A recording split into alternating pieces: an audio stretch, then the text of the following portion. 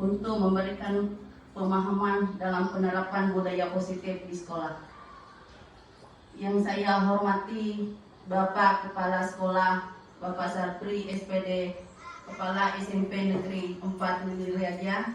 Yang saya hormati Bapak Wakil Kepala Sekolah. Yang saya hormati Bapak Ibu Guru SMP Negeri 4 Lili Raja. Untuk mengefektifkan waktu, baiklah saya akan memberikan pemahaman budaya positif di sekolah. Bagaimana sih kita menerapkan budaya positif di sekolah?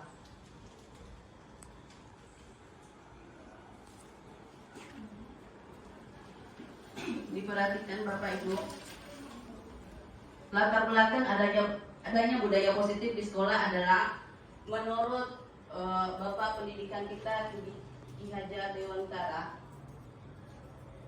bahwa pendidik itu, guru itu adalah menuntun segala kuadrat yang ada pada anak agar mereka dapat mencapai keselamatan dan kebahagiaan yang setinggi-tingginya.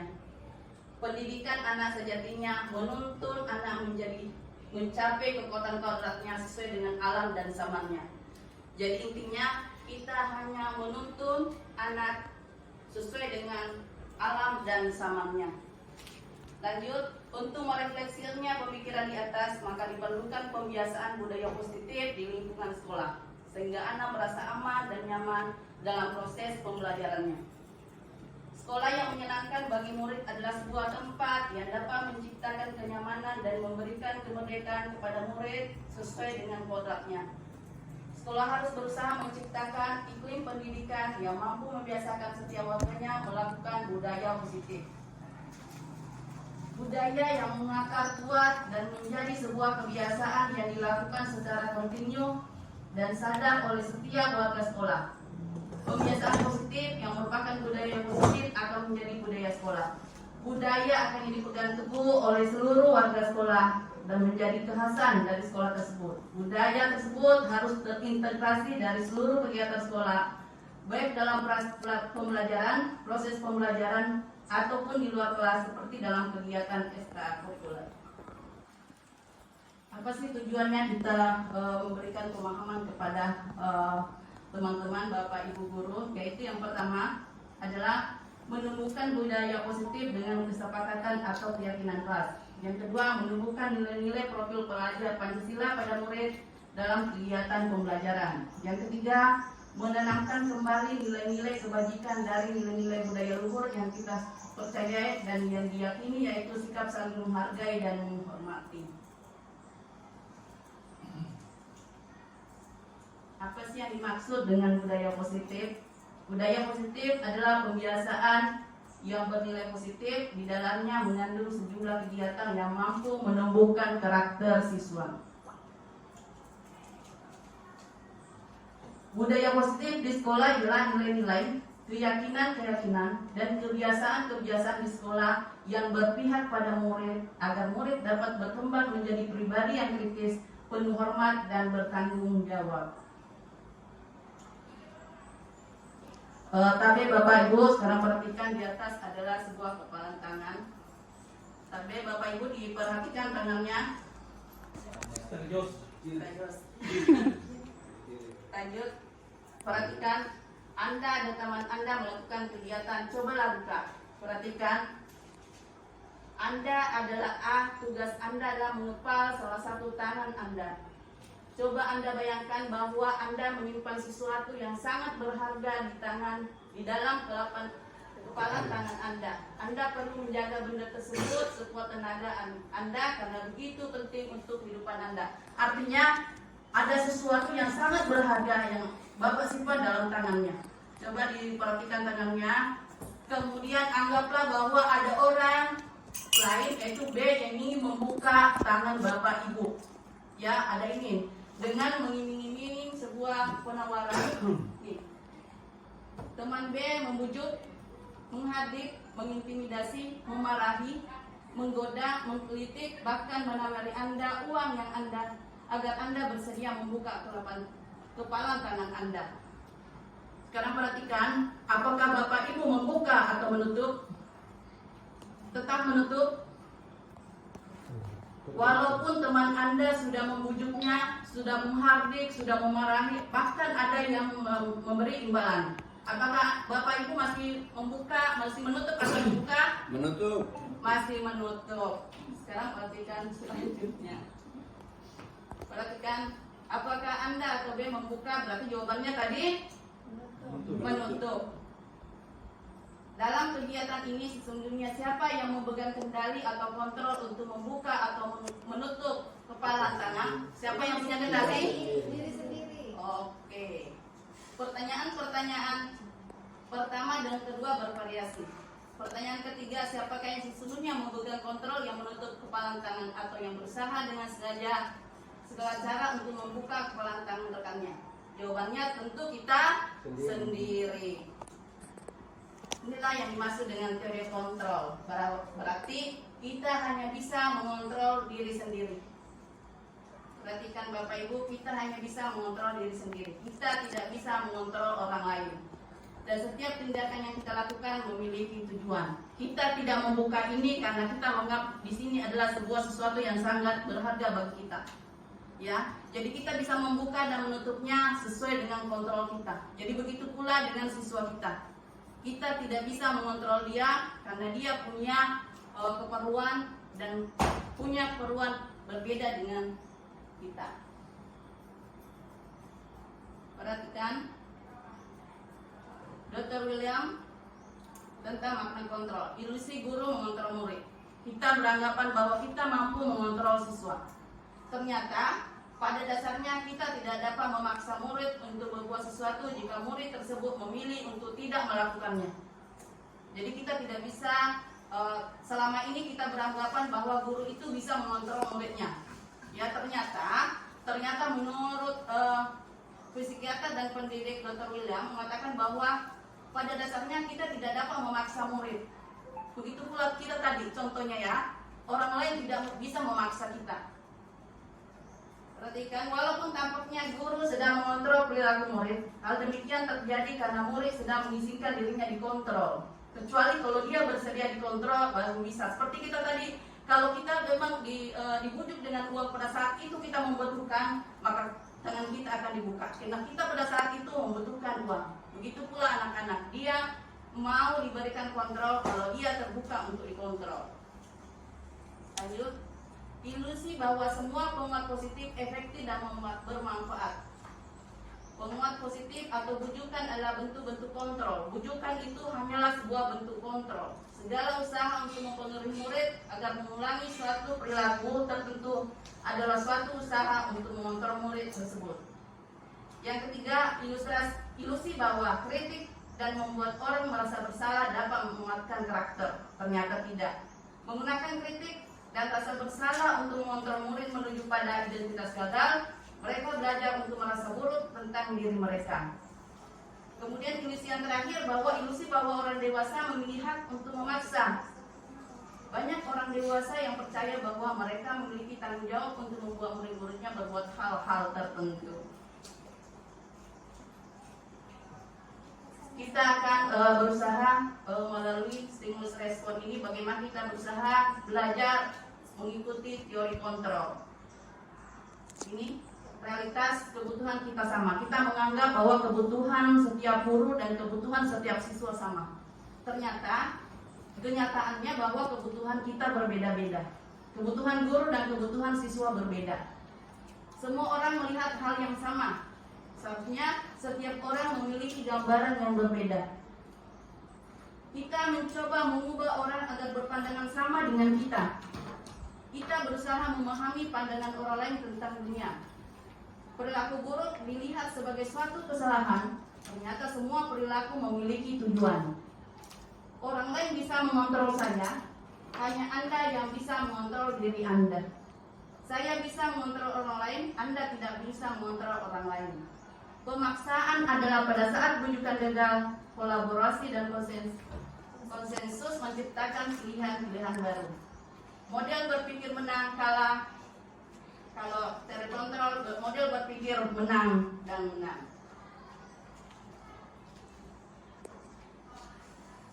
Selanjutnya adalah teori motivasi. untuk menghindari ketidaknyamanan atau hukuman. Ini adalah tindakan terendah dari motivasi perilaku manusia. Apa yang akan terjadi apabila saya tidak melakukannya? Maksudnya seperti ini. Ada anak-anak itu, ada siswa itu yang disuruh mengerjakan tugas, itu ada di tiga posisi ini. Yang pertama, karena dia menghindari ketidaknyamanan atau hukuman. Sama juga kita itu, biasa dikasihkan tugas, kita hanya menghindari ketidaknyamanan atau hukuman. Tidak nyaman sama teman, sama anak-anak, nanti dihukum. Yang kedua, untuk mendapatkan imbalan dan penghargaan. Biasa anak-anak seperti itu, kalau saya juara 1 ada imbalannya, ada penghargaannya. Kemudian untuk menjadi orang yang mereka inginkan dan menghargai diri sendiri dengan nilai-nilai yang mereka percaya. Yang ketiga adalah untuk menjadi orang yang mereka inginkan dan menghargai diri sendiri dengan nilai-nilai yang mereka percaya. Sudah, tekan lagi ya. Sekarang perhatikan, dari motivasi ini ada 3 yang kita harapkan pada anak-anak yang ketiga ini, untuk menjadi orang yang mereka inginkan dan menghargai diri sendiri dengan nilai-nilai yang mereka percaya. Artinya mereka melakukan sesuatu karena nilai-nilai yang mereka yakini dan hargai. Artinya dia melakukan bahwa kalau saya mengerjakan ini, membersihkan kelas, berarti saya dapat pahala. Itu timbul dari dalam hatinya, nilai-nilai itu timbul dalam dirinya, bukan dari paksaan, bukan dari hukuman, bukan dari imbalan atau penghargaan. Tapi Bapak Ibu cermatilah kasus berikut ini.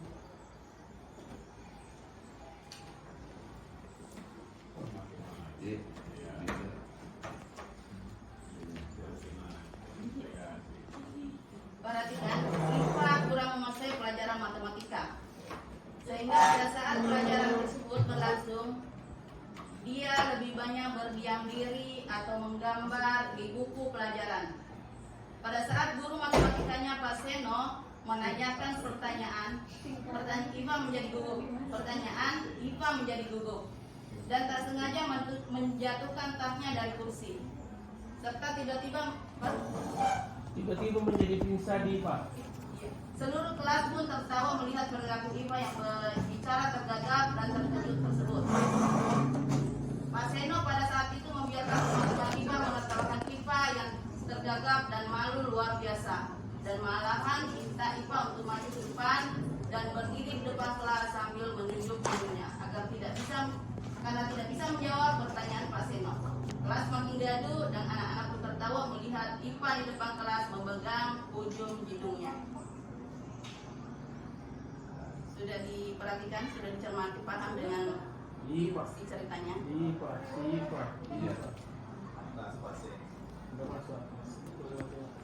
IPA kurang menguasai pelajaran matematika, sehingga pada saat jam pelajaran dia hanya menggambar. Kemudian Pak Seno menanyakan pertanyaan ke IPA. IPA menjadi gugup. Kemudian tak sengaja menjatuhkan tas dari tasnya dari kursi. Mendingan itu daripada sementara belajar matematika langsung pingsan. Kemudian seluruh kelas pun tertawa melihat perlakuan IPA yang berbicara tergagap dan terkejut tersebut. Matematika banyak memang. Ya. Lanjut. Apakah Anda setuju dengan tindakan Pak Seno terhadap IPA?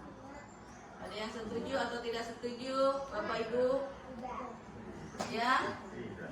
Tidak setuju? Tidak setuju. Tidak setuju. Kenapa? Karena bisa mempermalukan temannya, siswa tersebut di depan teman-temannya. Oke, terima kasih. Aplaus untuk Bu Ani.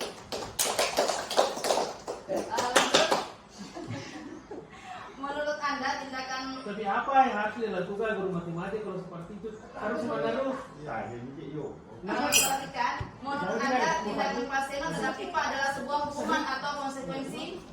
Sebuah hukuman atau konsekuensi? Hukuman atau konsekuensi? Oh iya, dilanjut Bapak Ibu. Konsekuensinya Dibaca, diperhatikan. Apa perbedaan antara hukuman dan konsekuensi? Hukuman itu bersifat tidak terencana dan tiba-tiba. tiba-tiba kita umpamanya anak tidak mengerjakan tugas langsung disuruh berdiri atau langsung dicubit atau langsung dimarahi, itu secara tiba-tiba berarti itulah sebuah hukuman. Tadi kembali karena tidak terencana. Hukuman bersifat tidak terencana atau tiba-tiba.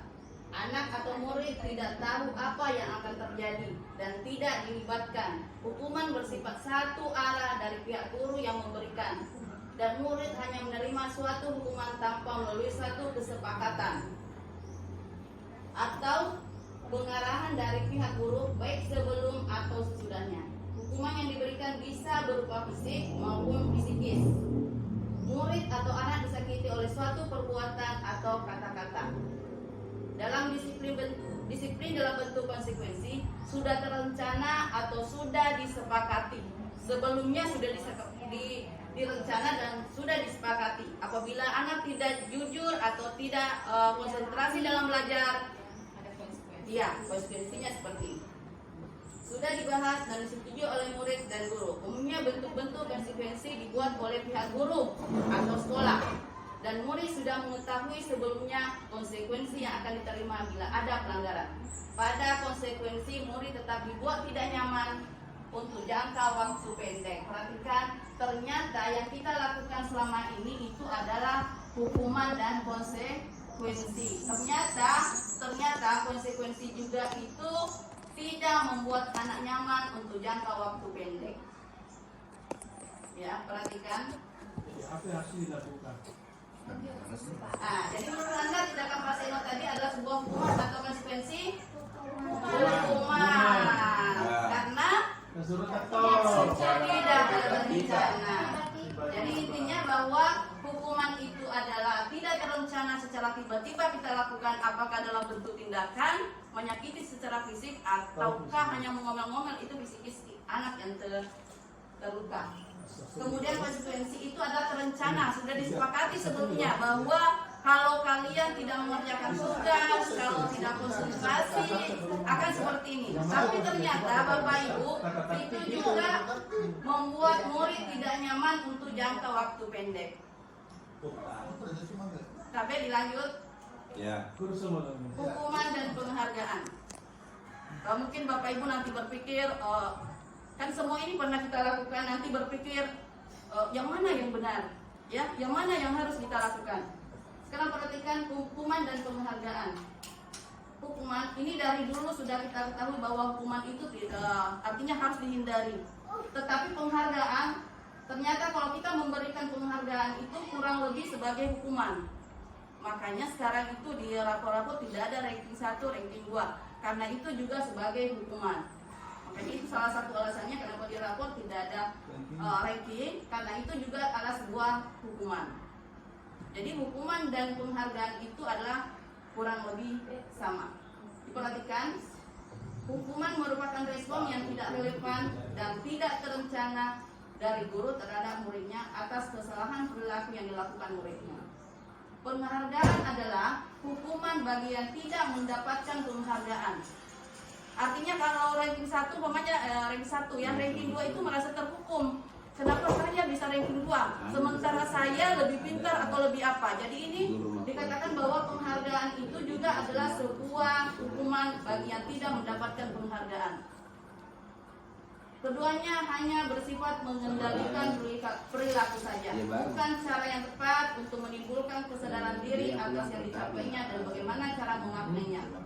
Artinya bahwa hukuman dan penghargaan itu belum berasal dari anak itu, masih di luar. Kalau saya ranking 1 dapat ini, kalau saya mengerjakan tugas ini dapat ini. Kan biasa kita lakukan kalau umpamanya anak-anak mengerjakan tugas tepat waktu, kita memberikan aplaus, kita memberikan penghargaan di kelas, walaupun hanya berupa ucapan, apalagi biasanya kita berikan bingkisan kecil berupa permen. Bisa Bu, tapi hari ada penghargaan juga berupa kan dulu kan ada respon. Sebentar nanti. Oh iya, kamu masuk sesi tanya jawab. Nanti kawan kami bawa ya. Perhatikan keyakinan Oh, saya kira kelas. bayu di sini. Bagaimana cara kita menghindari hukuman dan penghargaan, kita belajar membuat keyakinan kelas atau kesepakatan. Biasanya kita membuat peraturan itu kan dari satu arah, dari sekolah, dari pihak sekolah, dari guru atau dari komite atau dari mana. Sekarang kita membuat keyakinan atau kesepakatan kelas. Ya, keyakinan yaitu nilai-nilai kebajikan universal yang disepakati secara tersirat dan tersurat. Lepas dari latar belakang suku, negara, bahasa maupun agama. Keyakinan kelas adalah kesempatan kelas yang dibuat berdasarkan nilai-nilai kebajikan universal. Berarti kita akan membuat keyakinan kelas, seluruh kelas harus membuat keyakinan kelas atau kesepakatan kelas. Apa-apa yang menurut dia. Jadi bukan satu arah, sama-sama berdiskusi membuat keyakinan. Bagaimana cara membentuk keyakinan kelas ini? Bersifat abstrak daripada peraturan yang lebih rinci dan konkret. Abstrak langsung, artinya di situ jujur dalam mengerjakan tugas, kesepakatannya ya. Salah satu contohnya. Tapi tidak boleh menggunakan kata-kata negatif, harus positif. Biasanya tidak boleh membuang sampah sembarangan. Diganti dengan buanglah sampah pada tempatnya. Kemudian itu juga kesepakatan jangan terlalu banyak supaya anak-anak itu bisa menghafal, bisa memahami apa sih keyakinan kelas saya, dan itu tidak bisa berubah-ubah setiap waktu ya.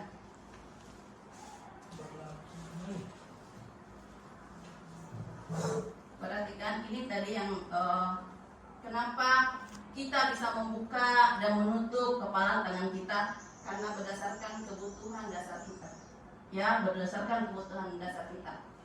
Ada yang buka karena perlu bertahan hidup. Ada yang membuka karena perlu bertahan hidup. Mungkin kita berpikir kenapa sih dia seperti ini? Mungkin posisi kita tidak seperti itu karena dia ini ingin bertahan hidup. Kemudian ada kasih sayang, rasa diterima, penguasaan, kebebasan, kesenangan. Sama anak-anak kita peserta didik di kelas ini seperti ini. Dia melakukan itu karena salah satu kebutuhan dasarnya ini. Apakah kebebasannya, kesenangannya harus diperhatikan ini. Kita posisi kontrol.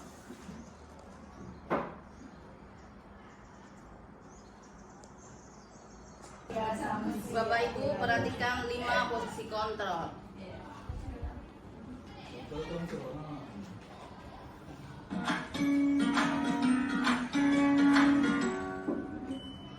Salam bahagia Ibu dan Bapak Guru hebat.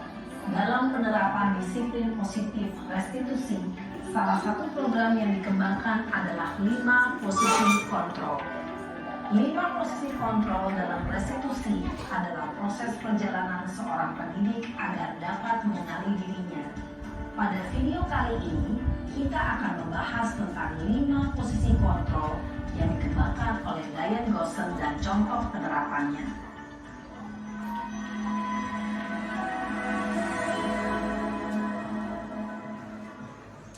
5 posisi kontrol itu adalah 1.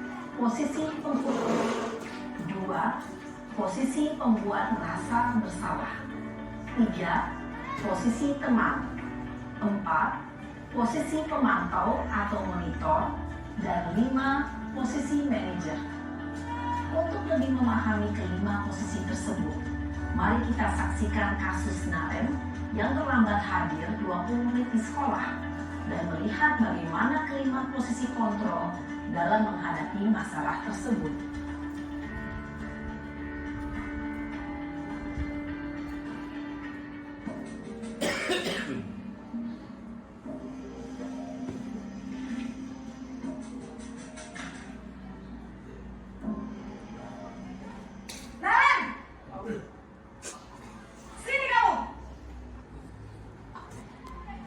Selamat pagi, Bu.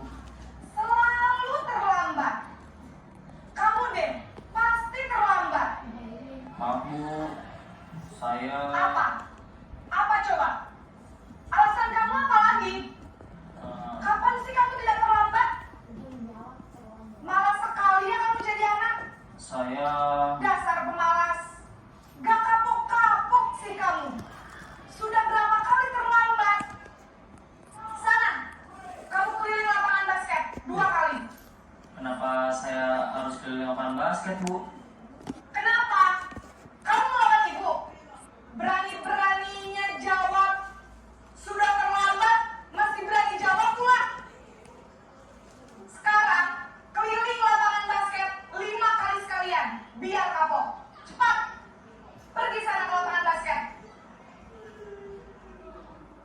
Posisi penghukum biasanya berbicara dengan nada tinggi, menghardik, menunjuk-nunjuk, menyakiti, dan menyindir.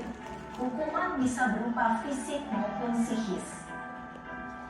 Ibu dan bapak guru hebat, dampak yang terjadi pada murid ketika guru berada pada posisi penghukum adalah murid cenderung akan memberontak, bahkan menyimpan dendam.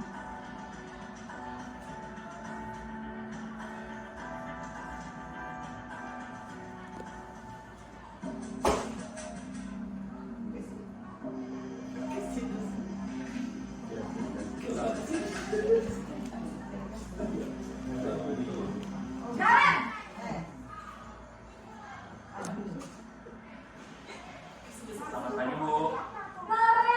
Naren, kamu kenapa terlambat lagi, nak? Ya, Naren. Kamu senang ya bikin ibu susah ya? Kalau kamu terlambat lagi, nanti ibu yang ditegur bapak kepala sekolah, nak.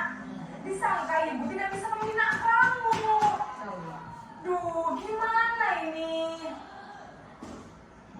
Maaf, Bu. Duh, Gusti Naren. Kamu suka ya kalau ibu ditegur bapak kepala sekolah? Terus, sekarang ibu harus tulis apa ini di buku absen? Ini kamu sudah sering terlambat loh. Ibu harus apa coba? Maaf, Bu. Maaf sekali. Ya sudah, lain kali jangan bikin ibu susah lagi ya, nak ya. Ibu tidak akan kuat lagi kalau kamu begini terus. Bisa jantungan kalau ibu ditegur bapak kepala sekolah. Sana cepat kelas. Maaf ya, Bu. Maaf sekali. Posisi pembuat rasa bersalah berbicara dengan nada tenang, cenderung lembut. Namun kata-kata yang diutarakan membuat murid merasa menjadi orang yang gagal, memandang buruk dirinya sendiri, merasa tidak berharga, dan tidak sanggup membahagiakan orang lain. Ketika guru mengambil posisi pembuat rasa bersalah, murid akan menganggap dirinya yang bersalah dan ia akan menyimpan emosi negatif tersebut di dalam dirinya.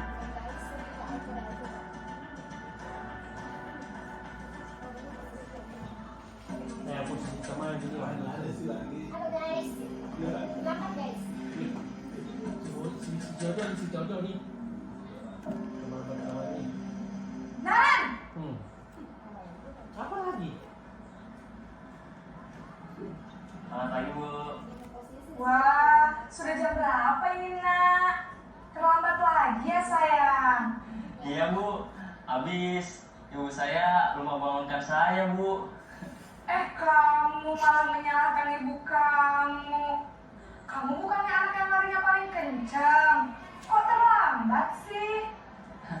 Iya, Bu. Saya memang terlambat bangun tadi. Jadi, biarpun saya lari kencang, tetap gak kekejar, Bu. Ya sudah sana.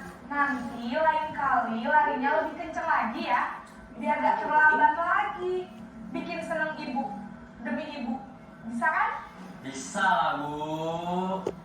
Ya sudah sana masuk kelas. Ibu beresin urusan absen kamu. Kamu ini ada-ada saja. Oh, Hedi. Dalam posisi teman, guru berbicara dengan nada suara ramah, akrab, cenderung bersenda gurau untuk menjaga suasana tetap santai. Murid akan merasa senang, aman, dan akrab dengan guru. Identitas yang tercipta adalah identitas sukses atau berhasil.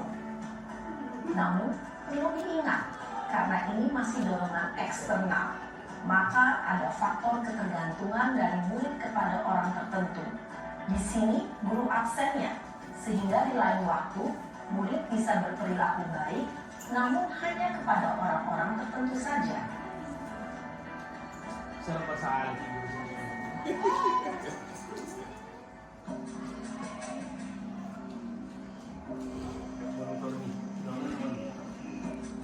Kenapa sih? Naren!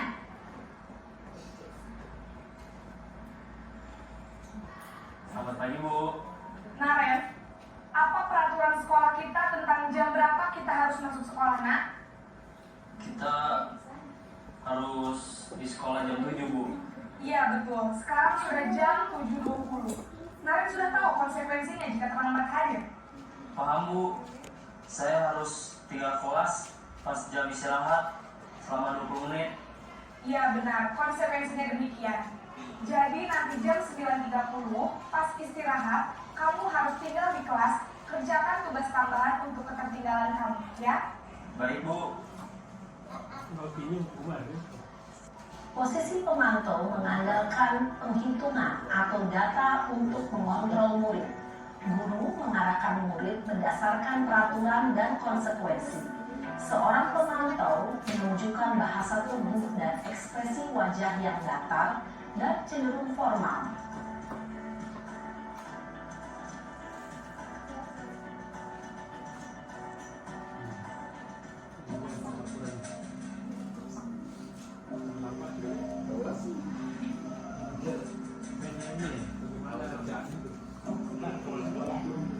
Naren!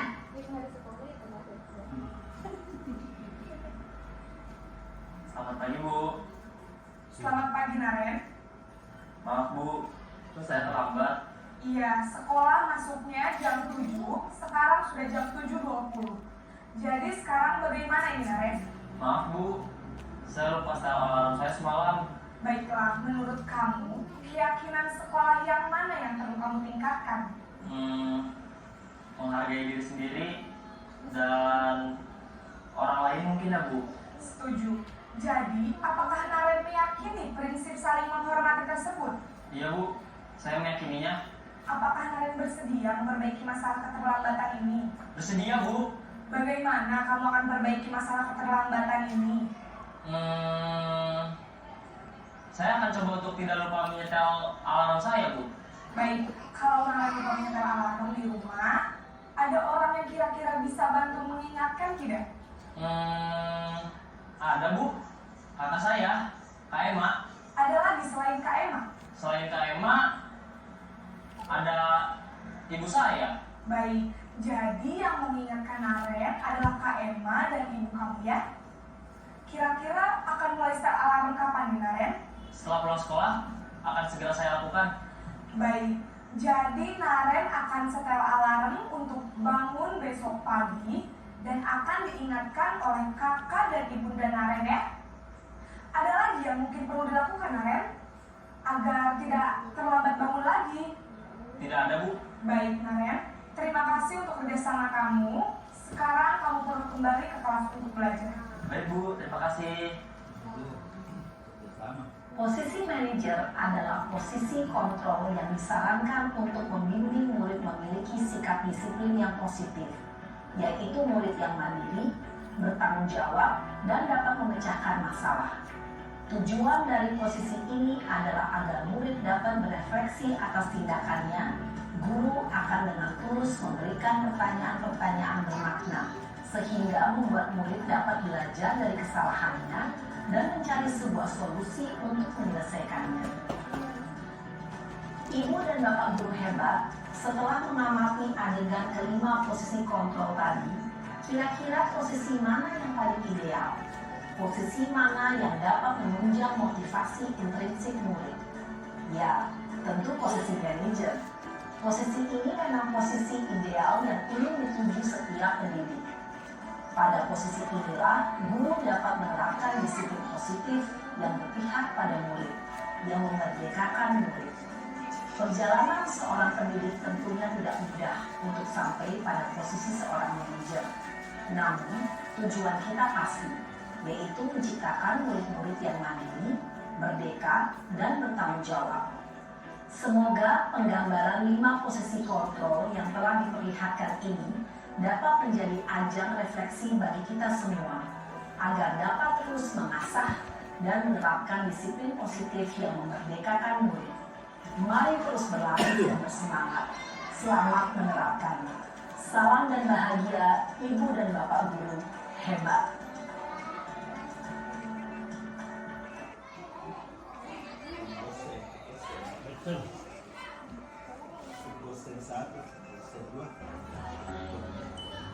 Salam dan bahagia, Ibu dan Bapak guru hebat. Pada video kali ini kita akan membahas tentang salah satu program disiplin positif yang diterapkan di lingkungan sekolah yang dikenal dengan nama restitusi.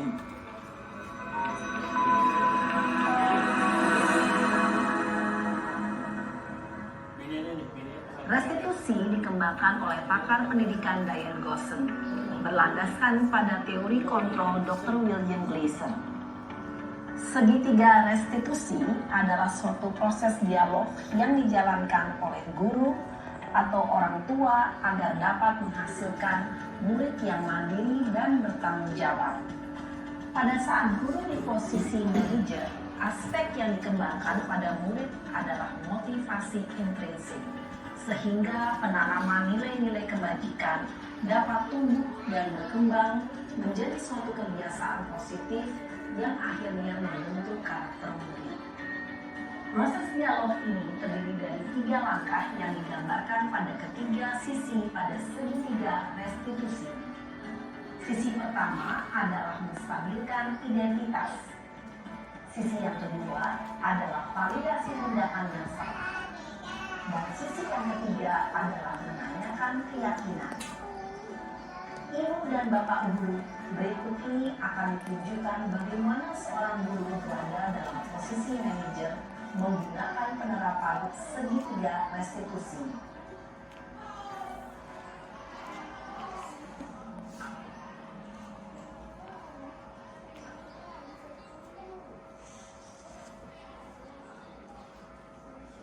Siang Sarah, Siang Pak. sudah lama gak ketemu Sarah? Kenapa hadirnya ada di sini? Kesel Pak, kesel banget. Masa aku dikatain tukang fitnah Pak? Ya aku ngelarang lah. Aku balik ngatain Eka di depan kelas. Kesel banget. Oh begitu. Ya pasti kamu marah dan kesal. Bapak juga akan marah apabila ada yang menuduh Bapak seperti itu. Kemudian pada saat itu kamu mau melakukan apa? Ya saya langsung ngatain Eka lah Pak. Kesel banget. Saya bentak-bentak dia depan teman-teman lain. Oh begitu. Pasti kamu melakukan seperti itu karena suatu alasan tertentu kan? Iyalah, masa saya diam saja Pak? Ya saya bela diri lah. Masa saya dituduh tukang fitnah? Ya wajar lah. Mempertahankan harga diri itu sesuatu yang penting buat kamu. Untung kamu tidak bertindak lebih gegabah lagi. Hanya membentak-bentak. Iya Pak. Untung saya masih bersabar dan hanya membentak saja. Sudah gemes padahal. Saya pasti bela diri lah. Ya pasti ya. Tapi kamu memilih untuk tetap bertahan dan bersabar. Kamu memilih untuk tidak berbuat lebih parah lagi kan? Iya. Nah, sekarang coba kita lihat lagi tindakan kamu yang bentak-bentak Eka di kelas. Tindakan kamu itu kira-kira sesuai dengan keyakinan kelas atau prinsip kamu tidak?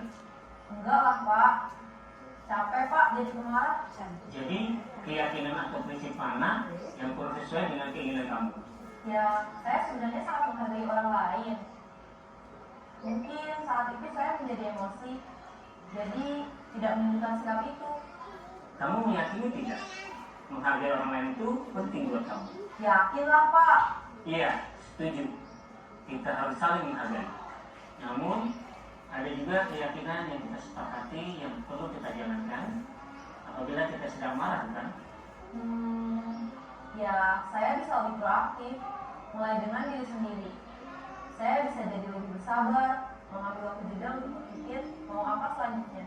Kira-kira kamu bersedia memperbaiki masalah ini tidak? Bersedia Pak. Kalau kamu memperbaiki masalah ini, kamu akan menjadi orang seperti apa? Saya akan menjadi orang yang bertanggung jawab kali ya Pak. Dan senantiasa proaktif. Iya, menurut kamu bagaimana rasanya menjadi orang seperti itu? Ya nyaman lah, bangga bisa bersabar dan menahan diri. Baiklah kalau begitu. Yuk kita pikirkan bagaimana memperbaiki masalah ini.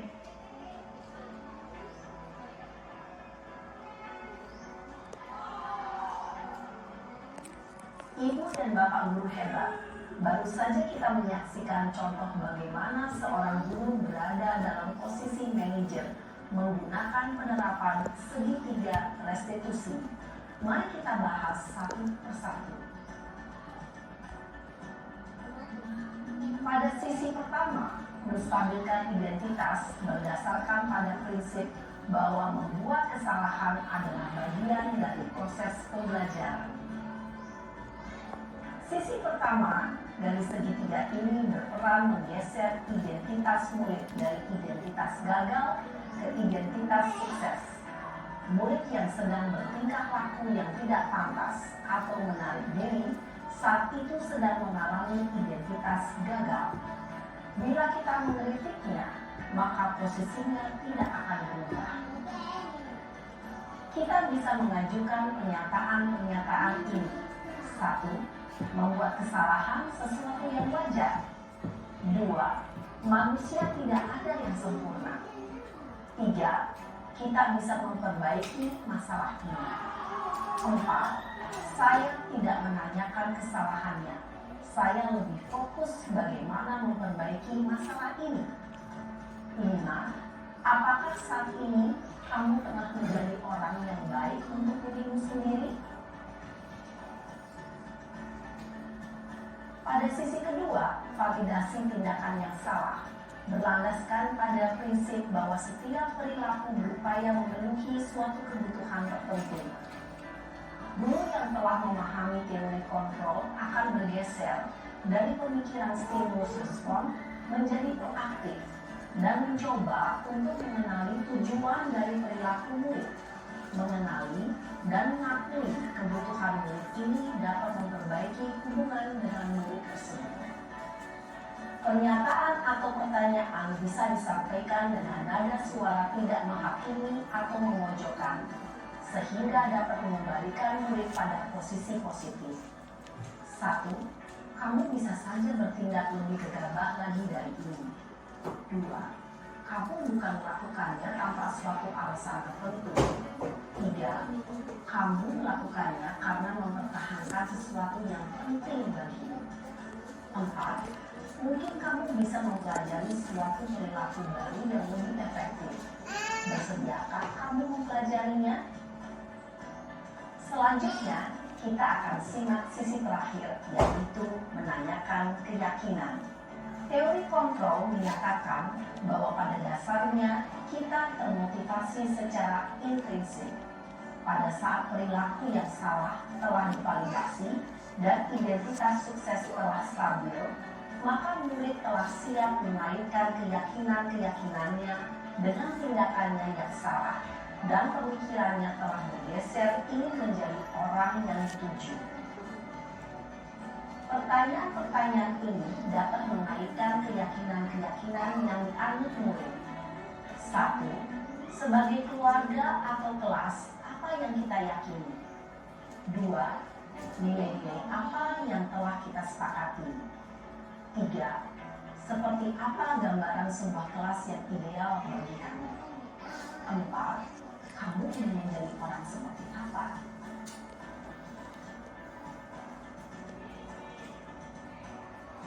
Dalam menerapkan segitiga restitusi, perlu diperhatikan beberapa hal, yaitu 1. Perilaku yang salah perlu dikaitkan dengan nilai-nilai atau keyakinan-keyakinan yang telah disepakati atau dituju. 2. Kesediaan orang yang melakukan kesalahan untuk memperbaiki masalah. 3. Pemecahan masalah sebisa mungkin relevan atau memiliki hubungan dengan masalah yang ada. 4. Usaha. Perlu adanya suatu usaha perbaikan dari pihak yang berbuat kesalahan. 5. Waktu. Perlu didedikasikan waktu dari pihak yang berbuat kesalahan. Tanyakan kapan akan mulai diberlakukan usaha untuk memperbaiki masalah. Dengan memahami struktur penerapan segitiga restitusi, diharapkan guru dapat menerapkan posisinya sebagai manajer dengan mengajukan pertanyaan-pertanyaan bermakna yang dapat membuat murid menjadi lebih percaya diri, bertanggung jawab, dan mandiri. Nah, ibu bapak guru, perlu tidaknya mengikuti ketiga tahapan dalam segitiga restitusi bergantung pada ringan beratnya suatu permasalahan. Misalnya, bila permasalahan tersebut ringan, maka tidak perlu dijalankan secara berurutan. Bahkan bisa semudah menanyakan apa keyakinan yang kita sepakati.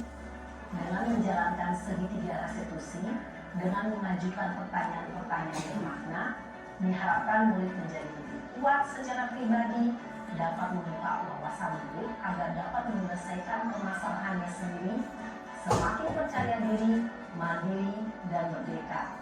Salam dan bahagia, Ibu Bapak Guru hebat. Lagi materi kita adalah posisi kontrol. Tadi Bapak Ibu sudah memperhatikan, sudah mencermati posisi yang terbaik yang harus kita lakukan dalam menangani siswa kita di kelas. Kemudian yang terakhir tadi ada posisi yang manajer, itu diusahakan kita dalam posisi itu. Bagaimana kita menangani masalah siswa itu dengan cara segitiga restitusi. Ada langkah-langkahnya tadi, ada menstabilkan identitas, validasi tindakan yang salah, kemudian menanyakan keyakinan. Thank you. Alhamdulillah materi kita untuk hari ini Tadi sudah selesai. Saya berharap, kita berharap bahwa kita bergerak, guru bergerak, Indonesia maju. Untuk sesi selanjutnya saya persilakan kepada Bapak Guru. Apakah ada hal-hal yang perlu ditanyakan dengan materi tadi? Terima kasih. Ya, silakan Bu Saryani.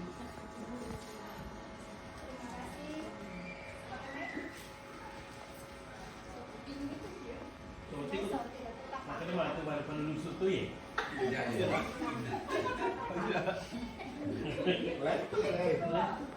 Terima kasih atas kesempatan yang diberikan kepada saya, Ibu Haja Siti Sanfia, calon guru penggerak SMP Negeri Padi Wiriaja. Saya langsung Bu, tadi di pemaparan pertama-tama itu ada yang disampaikan bahwa seperti kepala tangan kita tidak bisa menjadi pengontrol orang lain karena kita hanya bisa mengontrol diri sendiri. Nah, sebagai pendidik kita juga diharuskan menjadi pendidik yang ideal sesuai dengan konsep merdeka mengajar. Tidak boleh mengontrol murid, kecuali murid itu sendiri siap untuk dikontrol. Nah, sebagai pertanyaan saya, bagaimana kiat kita sebagai guru untuk mempersiapkan anak didik kita untuk mereka siap dikontrol?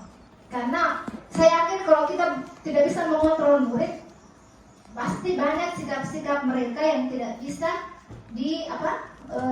sesuai dengan konsep tadi awal bahwa nilai-nilai moral, termasuk tidak usah dulu tentang pengetahuan EQ-nya, nilai-nilai moralnya saja. Kalau kita tidak mengontrol mereka, saya yakin karena kita sebagai pendidik di sekolah menengah yang masih bagian dari dasar pondasi seorang siswa, sehingga saya kira kita harus tetap jadi pengontrol, tetapi harus tahu dulu bagaimana murid ini untuk mereka siap untuk dikontrol, karena kita akan keluar dari konsep pendidik sebagai merdeka mengajar kalau kita tidak menyiapkan mereka untuk siap dikontrol. Nah, kembali ke pertanyaan saya tadi, Bu.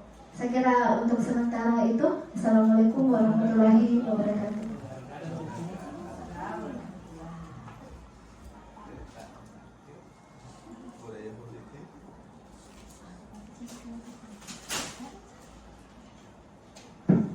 Terima kasih Bu Saryani. Aplaus dulu untuk Bu Saryani. Sebuah pertanyaan yang sangat bagus. Di materi tadi itu ada pemaparan saya bahwa kita tidak bisa mengontrol siswa, kecuali kalau siswa itu siap untuk dikontrol. Pertanyaannya, bagaimana sih supaya siswa itu siap? Begitu Bu Nia. Bagaimana sih supaya siswa itu siap untuk dikontrol? Sekarang kita mulai dari awal, Bapak Ibu.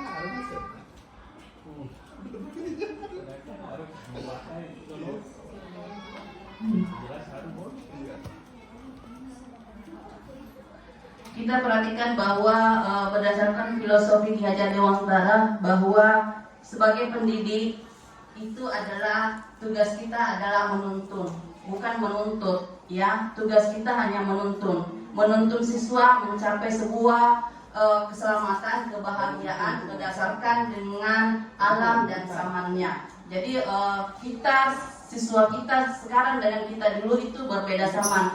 Jadi keadaan kita dulu, cara kita dulu itu tidak bisa lagi kita bawa ke zaman sekarang karena berbeda alam kita, berbeda zaman kita sekarang. Lanjut. Berdasarkan filosofi Ki Hajar Dewantara bahwa menuntun guru itu, pendidik itu hanya menuntun. Artinya bahwa seperti ini, ibaratkan kita sebagai petani, kalau kita menanam padi, hanya tugas kita hanyalah bagaimana supaya padi itu tumbuh subur. Kita tidak bisa menjadikan padi itu tumbuh menjadi jagung. Ya, jadi kita hanya bisa menuntun siswa itu sesuai dengan kodratnya. Kita tidak bisa merubah. Intinya bahwa karakter siswa itu tidak bisa kita hapus. Selama ini kita beranggapan bahwa karakter siswa itu, sifat-sifat siswa itu kita bisa hapus. Ternyata tidak, Bapak Ibu ya. Kita hanya bisa menyamarkan. Artinya kita hanya bisa menyamarkan, apa sih bahasa Bugisnya menyamarkan itu artinya tidak kentara. Bagaimana caranya supaya sifat-sifat itu tidak sifat-sifat jeleknya, karakter buruknya itu tidak kentara? Tugas kita Bapak Ibu adalah membiasakan budaya positif di sekolah supaya itu yang lebih dominan di sekolah. Ya, jadi kita tidak bisa menghapus, sekali lagi kita tidak bisa menghapus karakter siswa. Kita hanya mampu untuk menebalkan segi-segi positifnya. Jadi di sekolah itu kita sudah melaksanakan kebiasaan baik. Ya, diharapkan itu kontinu kita lakukan terus menerus supaya anak-anak itu punya budaya ciri khas sekolah kita, bagaimana budayanya ya. Lanjut. Bagaimana sih supaya anak itu siap? Bagaimana sih supaya anak itu siap untuk dikontrol? Kalau terbiasa kita melakukan budaya positif, jadi akan muncul dalam diri anak, intrinsik anak-anak itu muncul dalam dirinya bahwa saya harus berbuat seperti ini, bukan dari luar, bukan dari X, tapi dari dalam. Ya, semakin kita membiasakan menerapkan budaya positif di sekolah, maka anak-anak itu muncul dalam dirinya nilai-nilai positif dalam dirinya. Nanti insya Allah kita mudah untuk mengontrolnya karena dia sudah membuka diri. Jadi sekali lagi kita berusaha, kita kolaborasi, kita kerjasama. Semua warga sekolah harus kerjasama dalam artian bahwa guru-guru, siswa, orang tua, masyarakat, lingkungan harus kerjasama. Karena kalau hanya guru yang harus berusaha, insya Allah itu mungkin hasilnya tidak maksimal. Jadi semua warga sekolah ada yang maksimal, agar tumbuh nilai-nilai positif dari dalam diri anak sendiri, bukan dari pengaruh dari luar. Dia akan melakukan suatu kebaikan karena muncul dari dalam dirinya, bukan dari luar, bukan dari pengaruh guru, bukan berarti pengaruh lingkungan, bukan pengaruh orang tuanya, tapi muncul dalam dirinya. Saya harus melakukan ini. Insya Allah, bagaimana Bapak Ibu? Apa masih ada pertanyaan lagi? Silakan. Karena begini, kenapa mesti penghargaan dikatakan sederajat dengan hukuman? Nah kan begini, berarti kalau begitu pendapatnya mengatakan bahwa memberikan sesuatu kepada siswa itu merupakan hukuman kepada yang lain, itu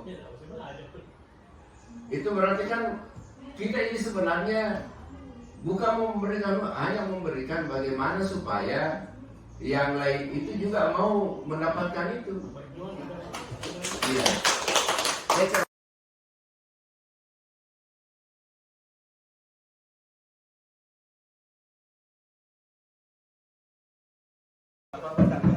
Terima kasih Pak atas pertanyaannya. Sekali lagi saya ucapkan banyak terima kasih dari pertanyaan-pertanyaan Bapak. Posisi Bapak itu sama seperti saya awal-awal mengikuti guru penggerak. Ya, awal-awal saya mengikuti guru penggerak itu seperti itu, mindset saya seperti itu. Ya, di situ di pendidikan guru penggerak saya banyak belajar bagaimana mengubah mindset saya, karena kita semua itu ingin merubah anak-anak, ya. Ada motivasi ada dalam diri kita bagaimana anak-anak itu bisa mengikuti saya, kemauan kita. Ternyata tidak seperti itu yang kenyataannya, ya, kenyataannya. Jadi intinya kita menerapkan budaya positif itu intinya adalah ingin menumbuhkan karakter baik anak-anak itu dari dalam dirinya. Artinya termotivasi melakukan sesuatu dari dalam.